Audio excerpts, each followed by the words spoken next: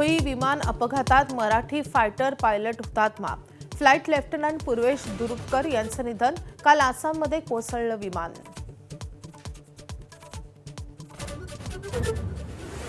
मराठा समाजाच्या 12 लाखांहून अधिक लोकांना कुणबी प्रमाणपत्रांचं वाटप. राज्यात 48 लाख मराठ्यांच्या नोंदी सापडल्याची राधाकृष्ण विखे पाटलांची माहिती.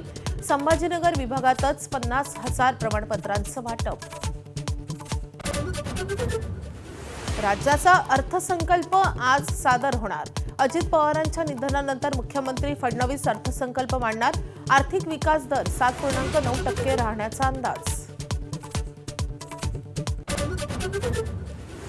बहुप्रतीक्षित धर्मांतर विरोधी कायद्याला अखेर राज्य मंत्रिमंडळाची मंजुरी. लवकरच अध्यादेश निघणार. कायद्यात 5 लाखांचा दंड तर 7 वर्षांच्या शिक्षेची तरतूद.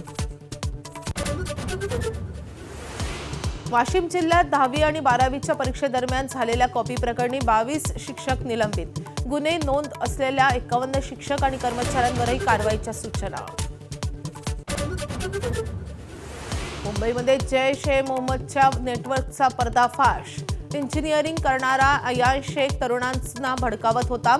पाकिस्तानातून येत होता क्रिप्टोकरन्सीद्वारे निधी.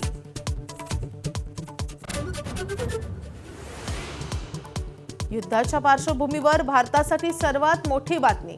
रशियाकडून तेल खरेदी करण्यास भारताला 1 महिना. अमेरिकेची मुभा. जागतिक तेल बाजारातल्या स्थैर्यासाठी निर्णय.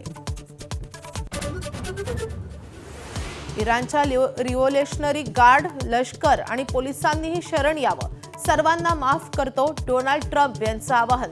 इस्लामिक क्रांतीपूर्वीचा इराण मिळवण्याची वेळ आल्याचाही दावा.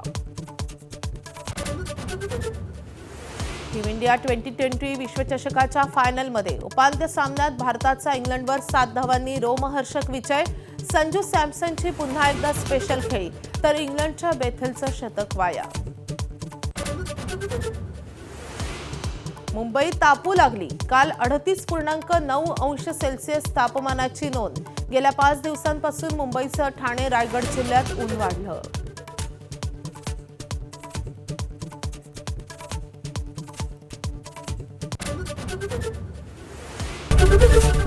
एबीपी माझा, उघडा डोळे बघा नीट.